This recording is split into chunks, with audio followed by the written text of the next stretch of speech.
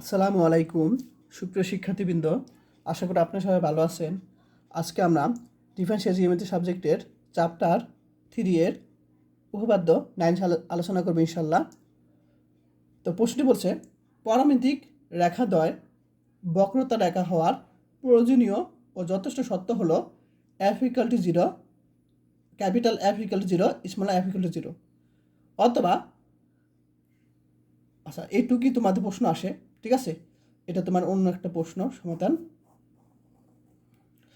যাই হোক, এটা সর্বশেষ তোমাদের 2015 সালে চলে আসছে, 15 সালে, ঠিক আছে।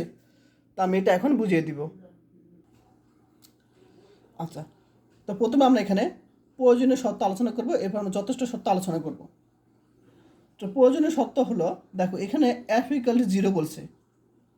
এখন f=0 জন্য পারমিতিক রেখাদ্বয়কে আমরা ধরে নিব কি, u= ধ্রুবক এবং b= ধ্রুবক ধরে নিব। একটু বই দেখো, যখন f=0 আমরা কি করব, ধরব, তখন ইউ কী হবে, ধ্রুবক হবে। পারমিতিক এখানে কিন্তু পারমিতিক রেখার দুইটা, একটা এই একটা, দুইটা, ঠিক আছে, ইউ এবং বি।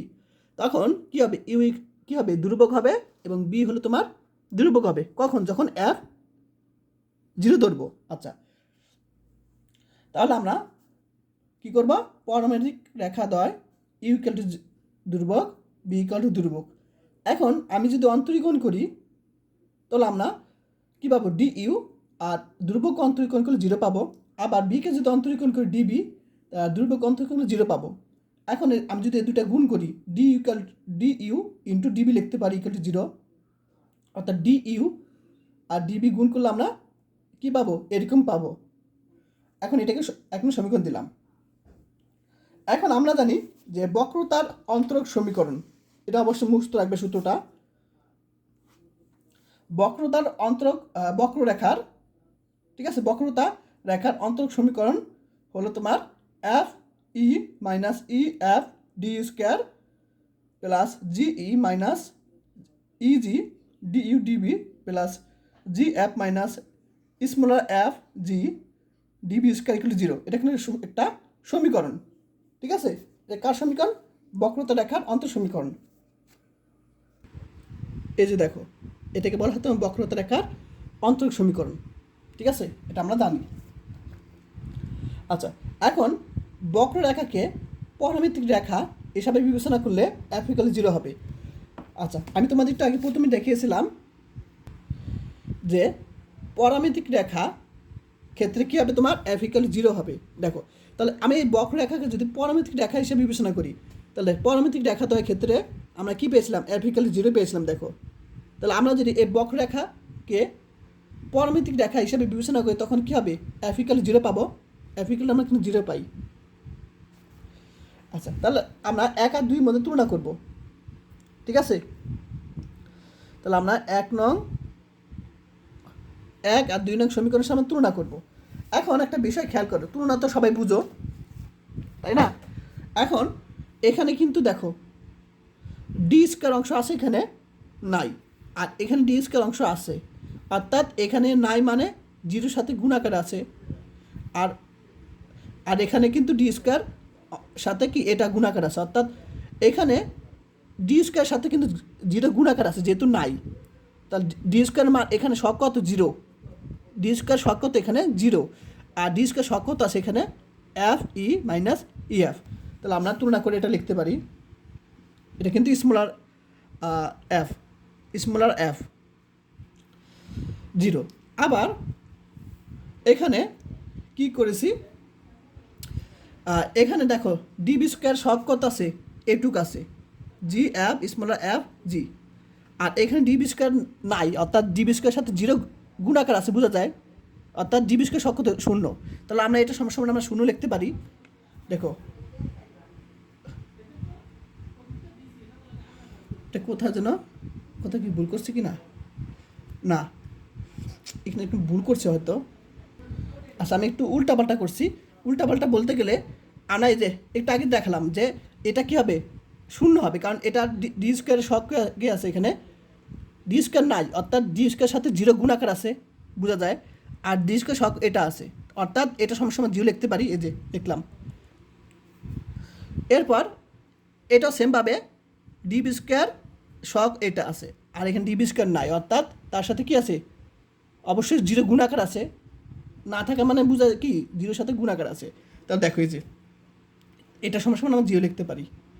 এখন এই জিনিসটা সমান দেখো এখানে ডিইউ ডিবি এটা সব কি আছে জিই মাইনাস ইজি, আর এটা সব কি আছে তোমার ওয়ান আছে, অর্থাৎ এটা সমান আমরা ওয়ান লিখতে পারি। তাহলে কি অবশ্যই জিরো হবে না, তাহলে এটা মান এটা সমান আমরা কি তুলনা করি, এটা সহগ হলো এইটুক আর এটা সহগ হলো ওয়ান আছে, তাহলে ওয়ান ইকুয়াল টু আমরা এটা লিখতে পারি। তাহলে আমরা বলতে পারি যে এটা কি জিরো হতে পারবে না, তাহলে এই দুইটা জিরো হবে কিন্তু এই দুইটা এটা জিরো হতে পারবে না। তাহলে আমরা অ্যাপ জিরো হওয়ায়, তাহলে আমরা একটু আগে অ্যাপ ধরেছি জিরো, তাহলে অ্যাপ জিরো হওয়ায় এটা বাদ, তাহলে আমরা এইটুক সমান জিরো লিখতে পারি। অ্যাপ জিরো হওয়ায় এইটুক বাদ অ্যাপ ইকুয়াল টু জিরো লিখতে পারি। তাহলে এখানটা আমরা আমাদের প্রশ্নে বলছে কি, প্রশ্নে বলছে এই দুটা কি জিরো দেখাতে বলছে, তাহলে অবশ্যই আমাদের দেখো এটা থেকে আমরা কি পাবো অ্যাপ ইকুয়াল টু জিরো, এখানটা আমরা পাবো অ্যাপ ইকুয়াল টু জিরো, আর এখানে আমরা কত ধরেছিলাম অ্যাপ ইকুয়াল টু জিরো ধরে করছিলাম, অর্থাৎ app equal to zero comma app equal to zero যা প্রয়োজনীয় সত্য। ঠিক আছে, এখন আমরা উল্টাটা দেখাবো, অর্থাৎ কী করবো যথেষ্ট সত্য দেখাবো। তাহলে আমাদের যথেষ্ট সত্য নিয়মটা কি, আমরা ধরে নিব app equal to zero, capital app equal to zero, small app equal to zero ধরে নিব, এটা উল্টাটা। তারপর আমরা প্রমাণ করবো যে DU DB equal to zero, এটা আমরা প্রমাণ করলে হয়ে যাবে।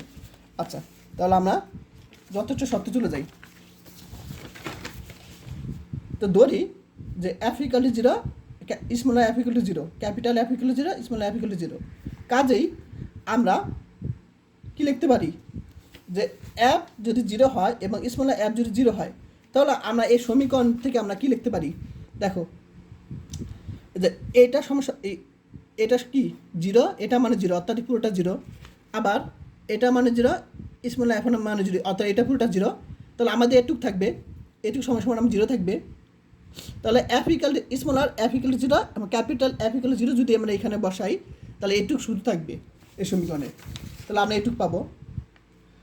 এখন এটা সবসময় আমরা জি লিখতে পারবো না, এটা হলো তোমার দুর্ভোগ আকার আছে। ঠিক আছে, এগুলো কিন্তু জি এ বি সি এগুলো কিন্তু দুর্ভোগ আকারে আছে। ঠিক আছে, তাহলে আমরা এটাকে আমরা কী করতে পারি, জিরো লিখতে পারি না, তাহলে আমরা কী করবো দুর্ভোগ অংশটাকে আমরা এই পাশে এনে জিরো দ্বারা ভাগ করে বাদ দিয়ে দিব, অর্থাৎ এইটুকু আমরা জিরো এ পাশে এনে জিরো দ্বারা ভাগ করে বাদ হয়ে যাবে। তাহলে আমাদের থাকবে ডি ইকুয়াল টু ডিবি থাকবে, যা পরামিতিক রেখার আন্তরিক সমীকরণ। ঠিক আছে, যা কিন্তু এই যে আমরা যে ডিইউ ডিবি পেয়েছি, যা পরামিতিক রেখার আন্তরিক সমীকরণ। কীভাবে বলো তো, এখন দেখো পরামিতিক রেখা কী ধরেছিলাম, ইউ এবং বি ধরেছিলাম, দেখো ইউ বি, তাদের আন্তরিক সমীকরণ কি ডিইউ ডিবি পেয়েছিলাম। তাহলে আমরা এখানে দেখো ডিইউ ডিবি কি আমরা পেয়েছিলাম যে কি অবশ্যই পরামিতিক রেখার আন্তরিক সমীকরণ এই দুটা। আর সমীকরণ কেন বললাম, কারণ ইকুয়াল টু জিরো আছে, কারণ ইকুয়াল জিরো থাকলে বা কোনো কিছু থাকলে সমীকরণ আকারে থাকে। তাহলে অবশ্যই বুঝতে পারছো যে এই যে ইউ আর বি হলো তোমার পরামিতিক রেখা, তাদের আন্তরিক সমীকরণ কি ডিইউ ডিবি, আর সমীকরণ আকারে দেখো আছে এখানে ইকুয়াল টু জিরো। অতএব আমরা বুঝতে পারলাম যে এফ ইকুয়াল টু জিরো এবং small F equal to zero হলে পরামিতিক রেখা দ্বারা বক্রতা রেখা হবে। ঠিক আছে, যারা বই কিনে নেয় তারা দেখে নাও, এটুকু তোমার অ্যান্সার। ঠিক আছে, আচ্ছা, আর যারা এখন আমার ইউটিউব চ্যানেলটি সাবস্ক্রাইব করে নাই তারা অবশ্যই করে দিও। তো সবাই বুঝতে পারছো যে এই দুইটা হলে কী হবে, পরামিতিক রেখা দ্বয় বক্রতা রেখা হবে। আমাদের প্রশ্নে বলছে কি পরামিতিক রেখাতে বক্রতা হওয়ার সত্য কী, তাহলে পরামিতিক রেখা বক্রতা হওয়ার সত্য হলে এই দুইটা হবে, প্রয়োজনীয় যথেষ্ট সত্য হবে। তাহলে আমাদের কিন্তু দেখালাম যে এফ ইকুয়াল টু জিরো এবং স্মল আর এফ ইকুয়াল টু জিরো হলে পরামিতিক রেখাতে বক্রতা হবে, এটি সত্য ছিল।